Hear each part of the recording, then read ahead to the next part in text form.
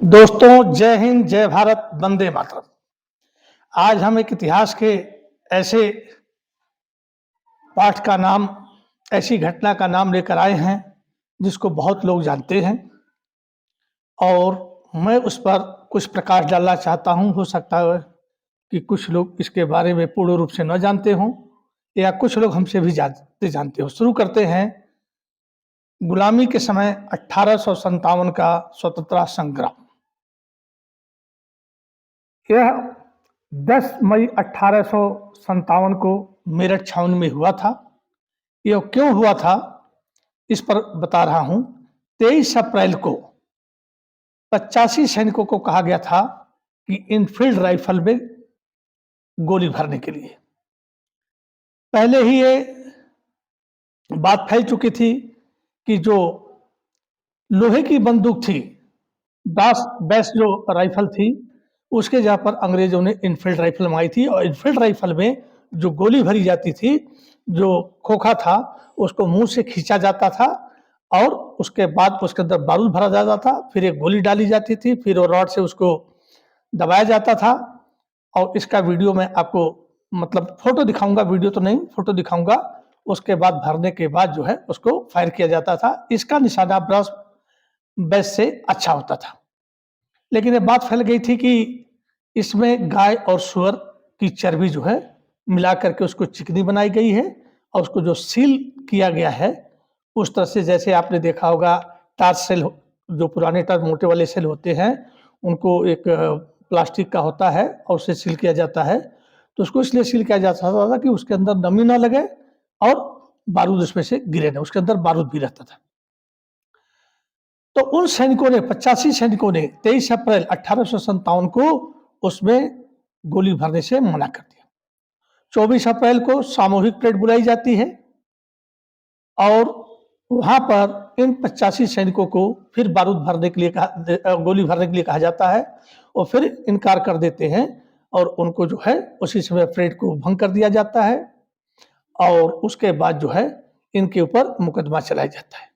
6, 7, 8 मई को trial case चलता है और 9 मई 1857 को इनका कोर्ट मार्शल कर दिया जाता है और साथ में 10 साल की सजा की जाती है। और वहीं के पास में न्यू पार्क विक्टोरिया जो था, वहीं पर एक जेल बनाई हुई होती है, जंजीरों से जकड़ करके इनको जेलों में बंद कर दिया जाता है। ये 9 तारीख को जैसे ही बात होती है, उस पर पूरी बटालियन खड़ी होती है। जब ये मना करते हैं, गाय और सूअर की चर्बी का चीज है, तो सबके दिलों में चिंगारी नफरत की भरी रहती है, क्योंकि उस समय हमारे देश में धर्म प्रधान होता था। इसकी एक घटना मैं बताता हूं। 1824 में भारतीय सैनिकों को बर्मा जाने के लिए आदेश मिला और बर्मा जाने का रास्ता था समुद्र ऊपर से। हिंदुओं के लिए मान्यता थी कि जो समुद्र के ऊपर से जाएगा, समुद्र के देवता नाराज हो जाएंगे और यह लोक और परलोक दोनों में कष्ट देंगे। तो सेना ने मना कर दिया था, 47वीं रेजिमेंट ने। तो जिन्होंने मना किया था, डायरेक्ट उनको फांसी दे दी गई और रेजिमेंट भंग कर दी गई। उसके बाद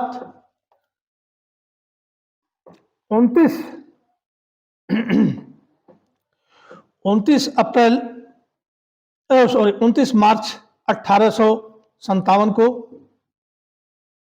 19 नेटिव इन्फेंट्री और 34 इन्फेंट्री नेटिव ने जो है बहरानपुर में गोली भरने से मना कर दिया था इनफेंट्री राइफल में। तो जिन्होंने मना किया था उनको फांसी दे दी गई और ये बटालियन और 7 अवध रेजिमेंट को भी भंग कर दिया गया था। और उसी में एक मंगल पांडे थे, जिन्होंने, जब उनको पता चला कि इसमें गाय और सूअर की चर्बी लगाई रहती है, एक कहानी है, फिल्म मैंने देखी है मंगल पांडे वाली में। एक झाड़ू लगाता है, पांडे जी नहा करके आ रहे होते हैं, तो कहते हैं दूर हट, छुआछूत की बहुत बड़ी बात होती है। कहता है अरे दूर हट, कैसा छुआछूत, ब्रिटिश राज में तो सब बराबर हो गया है। तो पांडे जी गुस्से होते हैं। तो उसके बाद जो है मंगल पांडे जो है गुस्सा होते हैं, तो कहता कि उसमें धर्म नहीं भ्रष्ट होता है, जो गाय और सूअर की चर्बी लगा हुआ जो कारतूस आप अपने मुंह से खोलते हो। तो पांडे जी को झटका लगता है और बाद में जब पता करते हैं खुद जाते हैं। तो एक हमारे भारतीय होते हैं जो ठेका लिए रहते हैं, अंग्रेज इनको दिए रहते हैं इसके कारतूस का वो बनाने के लिए। तो वहाँ पर देखते हैं तो गाय मार के टांगी हुई है और उसको खौलाया जा रहा है, उसकी चर्बी निकाली जा रही है और सूअर की भी, और उसी से जो है मतलब जो इनके पास इनफील्ड की बुलेट थी, कारतूस था, वही वहाँ पर तैयार किए जा रहे हैं। तो उन्होंने उनसे पूछा कि तुम एक हिंदुस्तानी होकर के तुम ऐसा क्यों करते हो? तो कहा तरह कराते हैं, ये अंग्रेजों को यदि प्रॉफिट कहीं से भी हो तो एक कौवे को भी जो है मार करके उसका भी चर्बी पिघला सकते हैं। उस समय जब परेड होती है, मंगल पांडे जो है कारतूस भरने से मना करते हैं और 2 अंग्रेज अधिकारी की हत्या कर देते हैं। तो आग तो वहीं से फैल जाती है। पहला स्वतंत्रता संग्राम का बिगुल मंगल पांडे ने फूंक दिया था। और ये मेरठ का विद्रोह तो और ही ज्यादा, मतलब जब 10 साल की सजा 85 सैनिकों को और बेड़ियों हथकड़ियों में बांध करके जेल में जब ठूस दिया जाता है, तो बचा खुचा जो सैनिकों का जो धैर्य था वह जवाब दे देता है और 10 मई 1857 को विद्रोह कर देते हैं। जेल के फाटक खोल दिए जाते हैं, शस्त्रागार लूट लिया जाता है, गोला बारूद लूट लिया जाता है और जितने अंग्रेज वहां पर होते हैं उनको सबको मौत के घाट उतार देते हैं। और सैनिकों का दस्ता जो उस समय मुगल बादशाह बहादुर शाह जफर या बहादुर शाह द्वितीय हैं, जो दिल्ली की शान थे, लेकिन अब कोई शान नहीं थे, वो अंग्रेजों ने उनकी सत्ता को खत्म कर दिया था और उनको पेंशन भोक्ता बना करके लाल किले में रख दिया था। तो उनके पास जाने के लिए ये सैनिक चल दिए। रात में ही जमुना नदी को पार करते हैं, सुबह अभी भोर नहीं हुआ है, दिल्ली सोई रहती है, सड़क बिल्कुल सुनसान है। आगे इनको एक चुंगी का दफ्तर दिखाई देता है, चुंगी के दफ्तर में आग लगाते हैं, हर चीज फाड़ देते हैं। कोलाहल सुन करके दिल्ली की जनता जगती है और देखती है कि सैनिक जो है अपना शोर मचा रहे हैं और फिर सैनिक मुनादी करते हैं कि हमने, सबको पता है कि अंग्रेजों ने कौन कौन से नीच कार्य किए हैं, हमारा धर्म भ्रष्ट किया है हिंदुओं का, ईसाई जबरदस्ती बना रहे हैं।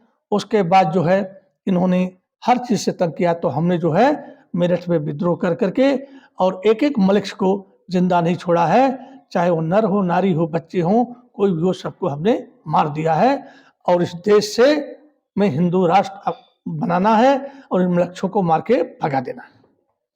आगे आगे सेना, पीछे पीछे जनता, नारेबाजी हो रही है।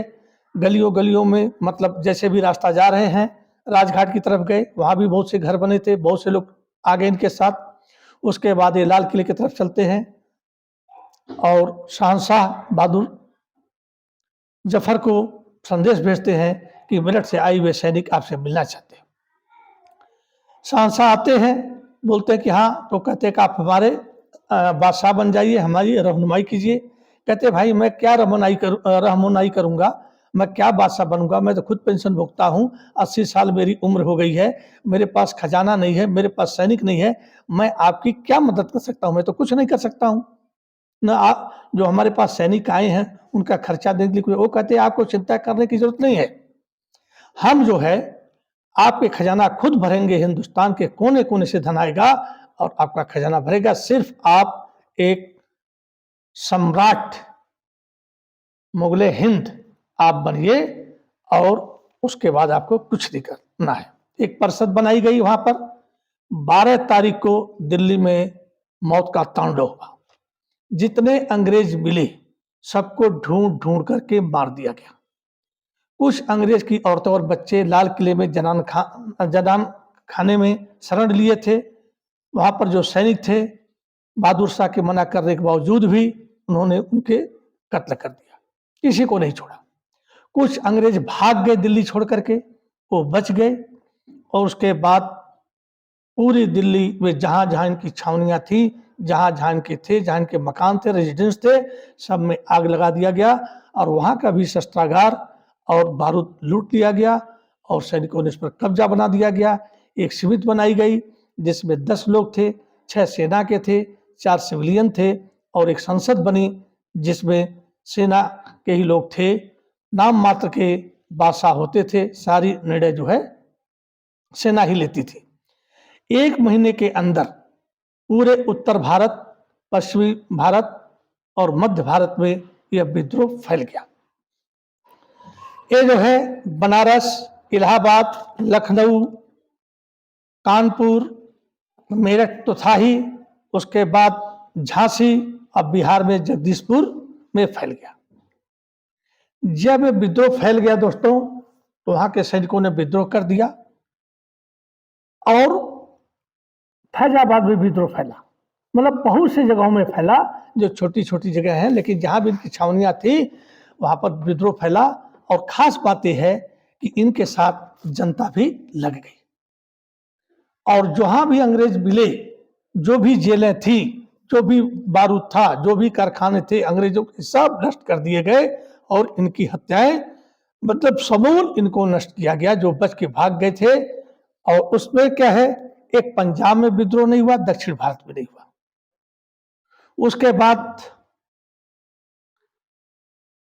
झांसी की रानी 58 में शामिल हो जाती है, कानपुर भी शामिल हो जाता है, फैजाबाद भी शामिल हो जाता है और हर जगह जो है, हर लखनऊ में हजरत बेगम महल जो थी, उनके जो पति थे, 1856 में विलय की नीति, प्रैक्टिस ऑफ लैप्स के तहत अवध साम्राज्य को कुशासन का आरोप लगा करके अंग्रेजी राज्य में मिला लिया जाता है। और झांसी का राज्य जो है, ये जो डलहौजी था, थोड़ा सा हम डलहौजी के बारे में हम बात कर लेते हैं।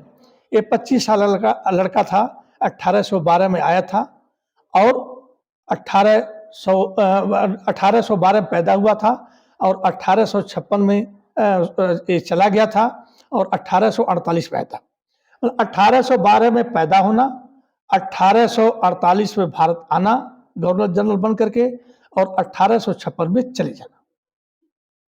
इसने कुछ हमारे लिए वरदान भी चीजें दी, जैसे रेलवे, डॉक, गंगा नहर, सती प्रथा, बालिका हत्या, विधवा पुनर्विवाह।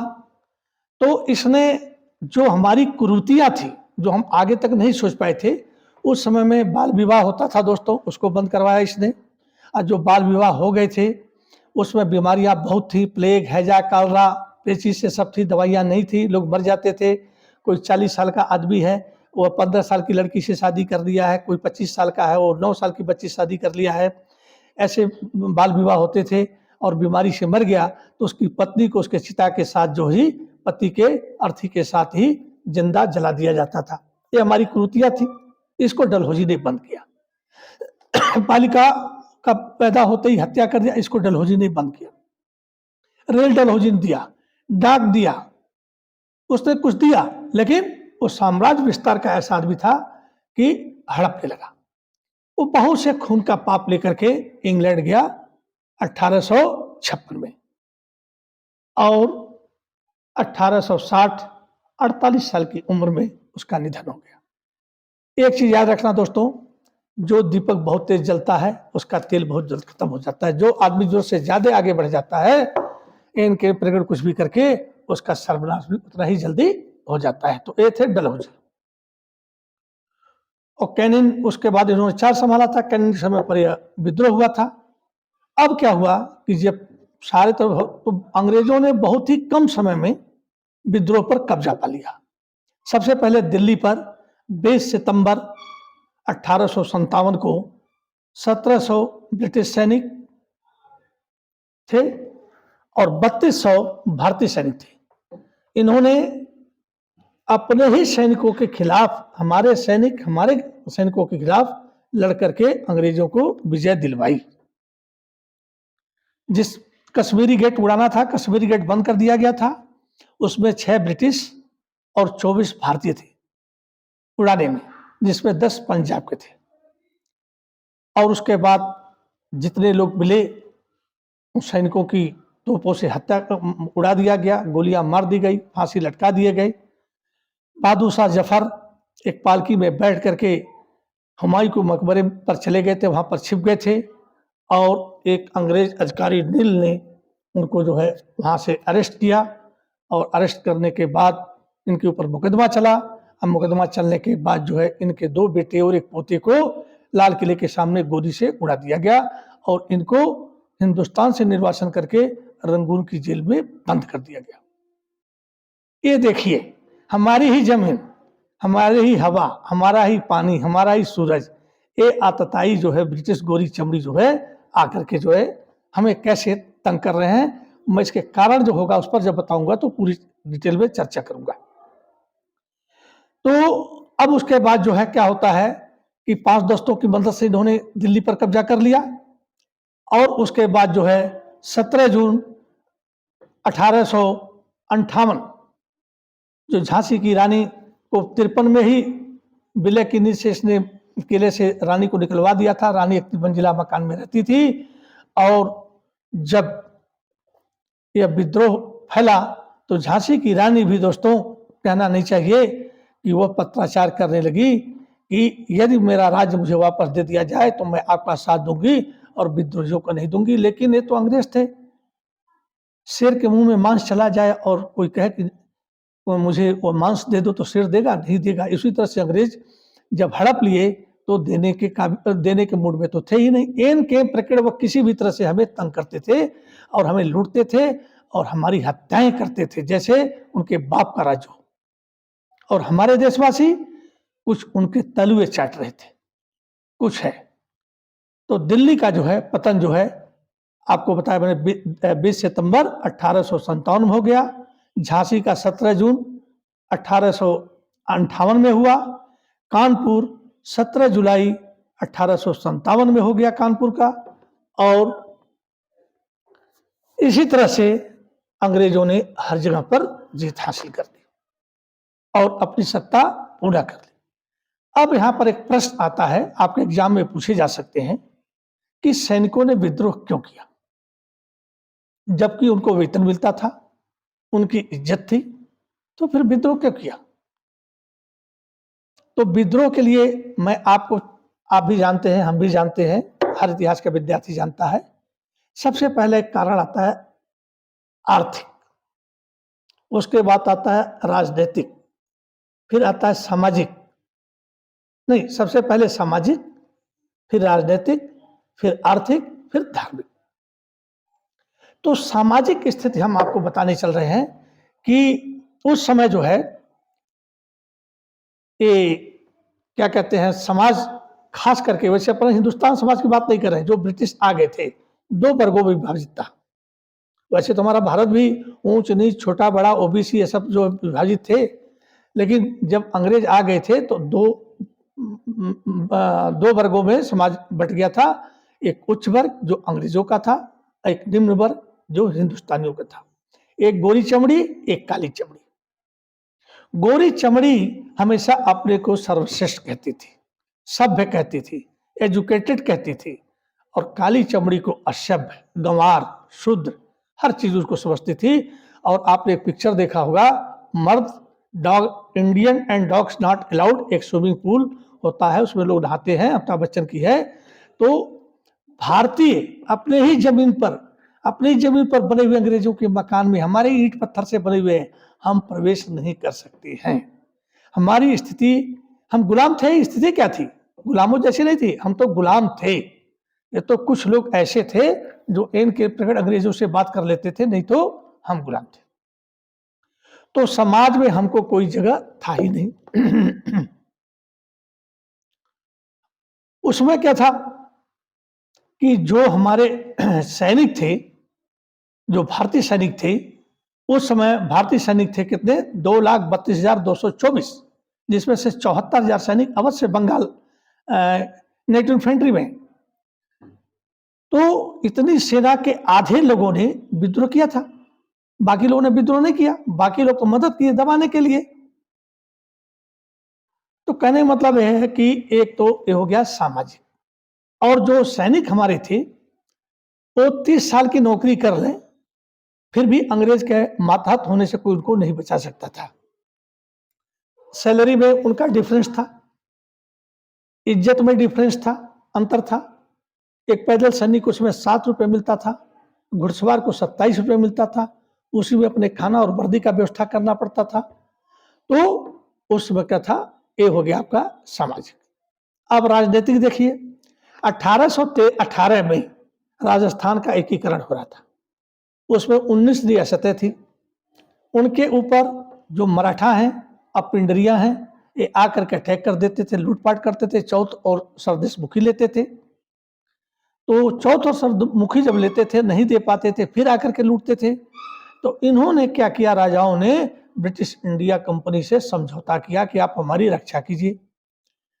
तो इन्होंने क्या किया कि बोला ठीक है, हम अपनी एक सेना रख देते हैं, उस सेना में अंग्रेज भी हैं, हमारे भी हैं, उनके पास हथियार अच्छे हैं, उनको रख देते हैं और कहते हैं राजा से कि और एक अपना रेजिडेंस रख देते हैं, एक आदमी अपना एजेंट रख देते हैं कि उसके देखभाल करने के लिए, और इस सेना का खर्चा वेतन से लेकर के और खाना से लेकर सब आप ही देंगे, और सेना रखने के लिए कुछ हमारे लिए दस्तूर मतलब कुछ पैसा देंगे। राजा मान गए। अच्छा, राजा जब अकेले होता था दोस्तों, तो वो लड़ाई लड़ता था, लड़ाई अकेले तो लड़ नहीं सकता था, उसके जो जमींदार होते थे, तालुकदार होते थे, तो वो अपनी सेना लेकर राजा के साथ जाते थे। लेकिन अब राजा जो राजस्थान अपने में ही लड़ रहे थे, पिंडरिया आक्रमण कर रहे थे, मराठे आक्रमण कर रहे थे, उनसे वो सुरक्षित हो गया। अब राजा करे तो क्या करे, तो अपना ऐशो आराम की जिंदगी गुजारने लगे। अब लड़ाई का कोई मतलब नहीं है, 19 राज्य है, कोई लड़ेगा नहीं। मराठों से रक्षा करने का और पिंडरियों से रक्षा करने का अंग्रेजों के भार आ गया। अब राजा जो है युद्ध भूमि से कोई मतलब नहीं है। जमींदार भी थे, जमींदार को भी युद्ध भूमि से मतलब नहीं है। जमींदार यदि राजा को कुछ कहते थे तो राजा उनकी बात सुनता नहीं था, बस एक ही था, टैक्स ले आओ, हमको ज्यादा से ज्यादा कर जनता से उगा करके ले आओ। तो अब कर कौन देगा, जनता देगी, जो लास्ट व्यक्ति है। तो उसके ऊपर दबाव डाल करके, कोड़े मार करके, जैसे भी हो, राजा जमींदार लेता था, अपने ऐशोआराम का सामान रखता था, जमींदार से राजा के पास जाता था, राजा अपने ऐशोआराम का सामान रखता था, और उसमें से उनको टैक्स देता था, और अंग्रेजी सेना का खर्चा, रख रखाव का खर्चा वो देता था। तो ये जनता के, और नहीं तो विलायत से अच्छे से शराब मंगाते थे राजा लोग, गोल्ड मंगाते थे, सोने चांदी मंगाते थे। तो ये जो चीज जो है, ये आपका जो है, तो अब राजाओं का भी जो है राजनीतिक जो पतन हो गया, जमींदारों का हो गया, तो ये राजनीतिक पतन हुआ। और राजनीतिक पतन तो सबका हो गया, पूरे हिंदुस्तान का ही हो गया। उसके बाद जो है आर्थिक, अभी मैंने जो आर्थिक के बारे में आपको बताया कि किसानों से ही टैक्स लिया जाता था, जो सेना में भर्ती थे वह गांव से ही थे, और जब टैक्स आप बढ़ाओगे तो गांव के ऊपर जाएगा। मान लीजिए मैं सैनिक हूँ, मेरा गांव में मेरे पिताजी है, मेरे भाई है, मेरे मौसा है, चाचा है, चाची है, मतलब सब लोग, मैं गांव से ही आया हूँ, तो वो टैक्स तो वही देंगे। तो टैक्स के खिलाफ 15,000 अर्जियां सैनिकों ने ही डाली थी कि मतलब इतना टैक्स न लिया जाए। पर अंग्रेजों का तो एक ही था, टैक्स टैक्स टैक्स, चूसो चूसो चूसो। इन्होंने इतना टैक्स लिया, इतना अंग्रेजों में सामान इंग्लैंड में भेजा, और एक कौन आए थे, लॉर्ड। एक चीज आपको बताता हूं इसी बीच में, आर्थिक में ही, आज हमको इंग्लैंड से व्यापार करना हो, हमें रशिया से करना हो, अमेरिका से करना हो, तो क्या मैं कर सकता हूं, या जो मेरा वीडियो नॉर्मल घर का लड़का है, या जो पढ़ाई नौकरी की तैयारी कर रहे हैं, वो कर सकते हैं? नहीं कर सकते। इसमें कौन करेंगे, धीरू भाई अंबानी के दोनों पुत्र, अनिल अंबानी, मुकेश अंबानी, टाटा, बिड़ला, डालमिया, तो ये जो बड़े हैं अरबपति हैं, यही व्यापार करेंगे। तो जो ईस्ट इंडिया कंपनी 1600 में 31 दिसंबर को अधिकार पत्र महारानी विक्टोरिया से लिया था, इसमें लॉर्ड लोग थे, लैंडलॉर्ड, अच्छे घरों से, घराने से, जमींदार थे इंग्लैंड के, वो आए थे। और आप जानते हैं जमींदार कैसे बनते हैं, लोग अपने पसीने से बनते नहीं है, जनता से लूटते हैं। तो जब यहाँ पर आ गए तो इन्होंने वही नीति अपनाई, लूट खसोट की। और इनको पांव जमाने में यहीं के सुल्तानों ने, यहीं के सूबेदारों ने, यहीं के नवाबों ने इनको दिया। और यह दो युद्ध हमारे लड़े थे, 1757 का प्लासी का युद्ध और 1763-64 का बक्सर का युद्ध। और जब यह दोनों युद्ध लड़ लिए और यहीं के लोगों ने गद्दारी की, तो इन्होंने इलाहाबाद में शाह आलम से जो संधि की थी, वो इलाहाबाद और कड़ा की, उसमें पूरा जो है इन्होंने दीवानी ले लिया था। तो इन्होंने अब धीरे धीरे धीरे धीरे जो है कर पर कर एक उदाहरण है, बरेली में सूखा पड़ गया था और 14 लाख रुपया जो है टैक्स के रूप में वसूला गया था। एक कलेक्टर ने लिखा कि हमारे यहाँ टैक्स वसूली नहीं हो सकती है क्योंकि यहाँ सिर्फ घास है, घास के अलावा कुछ नहीं है। तो ऊपर से जवाब क्या आता है, घास बहुत अच्छी चीज है, उससे ही बिकवा करके टैक्स वसूला जाए। अब देख लो दोस्तों, खाने के लिए नहीं है और अंग्रेज का लेटर आता है कि घास अच्छी चीज है। तो जो 14 लाख टैक्स लिया गया था वो कहाँ से लिया गया था? कोड़े मार करके, घरों से निकाल करके, घसीट करके, उल्टा लटका करके। तो हमारी दशा बहुत ही खराब थी और उस दशा को संभालने के लिए हमारे पास कोई साधन नहीं था। जनता के पास न हथियार था न कुछ था। तो ये आर्थिक कारण ये बहुत ज्यादा है। फिर आता है हमारा धार्मिक कारण। 1824 में मैंने आपको बताया ही कि जब बर्मा सेना भेजी जा रही थी 47वीं रेजिमेंट, तो उन्होंने समुद्र पर से जाने से इनकार कर दिया। जिन्होंने इनकार किया उनको फांसी दे दी गई, बाकी रेजिमेंट भंग कर दी गई।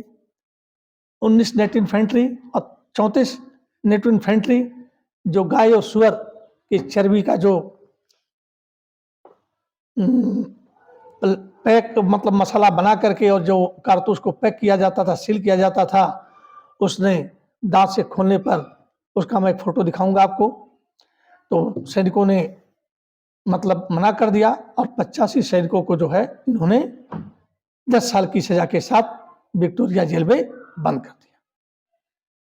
तो इस पर ये जो है धार्मिक कारण था और ईसाई मिशनरियां आ गई और सेना के बीच में घुस गई और उनमें धर्म परिवर्तन, रोज 10, 12, 20 आदमी को हिंदू धर्म, मुस्लिम धर्म नीचे है, ईसाई धर्म उच्च है। जो कुछ लोग हिंदू धर्म छोड़कर ईसाई बन गए थे वो अपने पुश्तैनी जायदाद से बेदखल हो चुके थे। इन्होंने कानून बनाया कि जो ईसाई धर्म, यही डलहौजी है, जो ईसाई धर्म अपना लिए हैं उनको अपनी पैतृक संपत्ति में अधिकार रहेगा। तो उन्होंने हर तरह से हमारे ऊपर प्रेशर डाल करके ये बनाया। तो झांसी की उसके धार्मिक कारण, तो इसमें जो है ये विद्रोह हुआ और विद्रोह होने के बाद कानपुर में जब 2 जनरल वहां पर पहुंचे थे विद्रोह दबाने के लिए और 20,000 नागरिकों की हत्या की गई और कानपुर में अंग्रेजों की और उनके बीवी बच्चों के भी बहुत तेजी के साथ मतलब ज्यादा संख्या में हत्या की गई। तो उसका बदला लेने के लिए इन्होंने जो है वो किया। तो अब देखिए, दिल्ली में तो बहादुर शाह जफर ने कमाल संभाला था, कानपुर में नाना साहब ने कमाल संभाला था, क्योंकि नाना साहब जो है बाजीराव द्वितीय के, पेशवा बाजीराव द्वितीय के दत्तक पुत्र थे, उनको पेंशन मिलती थी। लेकिन नाना साहब को डलहौजी ने कहा कि पेंशन जिसको हटाया गया था उसी को दी जाती है, ये कोई पीढ़ी दर पीढ़ी नहीं मिलेगी। तो नाना साहब को पेंशन नहीं दिया। इन्हीं का एक आदमी तात्या टोपे था। तात्या टोपे गुर्जर युद्ध में लड़ा, काफी अच्छा लड़ा, लेकिन हमारे देश के एक जमींदार ने गद्दारी करके अंग्रेजों को सुपुर्द कर दिया और अंग्रेजों ने उसको फांसी दे दी टोपे को। ग्वालियर के राजा से झांसी की रानी गई थी मदद मांगने, उन्होंने मदद नहीं किया, उल्टे ही अंग्रेजों का इन्होंने मदद किया, जैसे कि झांसी की रानी को मृत्यु को प्राप्त करना पड़ा और वह जो है युद्ध में मारी गई। लखनऊ में सिख रेजिमेंट आई और गोरखा रेजिमेंट आई और उन्होंने लखनऊ पर जो है आसानी से कब्जा कर लिया। तो कहने का मतलब यह है कि हमारा जो सामाजिक, आर्थिक, राजनीतिक और धार्मिक कारण था, इस सारे हिंदुओं को ये मालूम हो गया था कि हमारा धर्म भ्रष्ट हो जाएगा और उसमें हर जात के तबके में नहीं थे। इन्होंने बंगाल नेटिव इन्फेंट्री में ब्राह्मण और राजपूत थे जो धर्म को बहुत मानते थे। और जब अंग्रेजों की सेना अफगानिस्तान युद्ध के लिए गई तो भारतीय सेना गई अब भारतीय सेना जब वहाँ पर गई तो बंद डब्बे खाने के लिए दिए गए और किसी तरह से उनको खाने के लिए मजबूर किया गया। और जब वो आए उनमें एक सिपाही सीताराम था, जब वो अपने घर गया तो उसको जो है अपने जात बिरादरियों में नहीं लिया गया और यहाँ तक कि बैरिक में भी उसको अलग कर दिया गया और वो अलग बेचारा रहने लगा। तो सम्मान कहते हैं ना कि ये सम्मान था, सम्मान की नौकरी थी, लेकिन क्यों? जब समाज ही नहीं लेगा, नौकरी छोड़ने के बाद हमें तो घर जाना है ना, तो समाज नहीं स्वीकारेगा, हमारी बच्चों की शादी नहीं होगी, लड़कियों की शादी नहीं होगी, हमारे मृत्यु पर हमारे पिताजी के चाहे हमारे मृत्यु पर लोग साथ नहीं आएंगे, कंधा नहीं देंगे, ब्रह्मभोज में खाना नहीं खाएंगे, तो ऐसी नौकरी से क्या फायदा? 7 रुपए पैदल सिपाही को, 27 रुपए घुड़सवार को, उसी में खाना पानी सब कुछ था, मुश्किल से 1-2 रुपया बचता था। तो कहने का मतलब है कि ये हमारे सैनिकों ने विद्रोह नहीं किया, ये अंग्रेजों ने अपनी नीतियों के द्वारा, जिसमें लाल डलहौजी का मैं फोटो दिखाऊंगा, तात्या टोपे का इसमें फोटो दिखाऊंगा, तो ये लोग ही जो है अंग्रेज खुद ही विद्रोह के जिम्मेदार थे और ये विद्रोह हुआ और जिसमें कई हजार अंग्रेज भी मारे गए और लाखों में तो हमारे भारतीय मारे गए। जब इसकी सूचना इंग्लैंड पहुंची, इसका परिणाम, जब इसकी सूचना इंग्लैंड पहुंची तो इंग्लैंड की संसद और महारानी ने ईस्ट इंडिया कंपनी को भंग कर दिया, इनका पावर खत्म कर दिया और सीधे क्राउन के अंडर में, मतलब अपने इंग्लैंड का शासन इनके ऊपर कर दिया। कहा कि आप लोग शासन नहीं चलाएंगे, क्योंकि व्यापारी थे, जैसे भी लूटना हो लूटते थे, आटे में हड्डी की चूरा मिला देते थे। ये पता चला जो मिलाता था वही कह गया। तो अब उसके बाद वहां से एक फायदा ये हुआ कि जो हड़पी गई राज्य था वो दे दिया गया, अंदरूनी राज्य में राजाओं के हस्ते अंग्रेज नहीं करेंगे। उसके बाद जो है पूरा प्रशासन, जो भी कानून बनेगा वो इंग्लैंड से बनेगा और इंग्लैंड के कानून पर ही ये चलता रहेगा। तो कुछ सुधार हुए और डलहौजी ने कलकत्ता, मद्रास और बॉम्बे 3 यूनिवर्सिटियां भी खोली, काम उसने अच्छे भी किए, लेकिन कुछ काम जो हड़पने की नीति थी उससे करने के बाद एक बहुत बड़ा विद्रोह का झंडा खड़ा किया।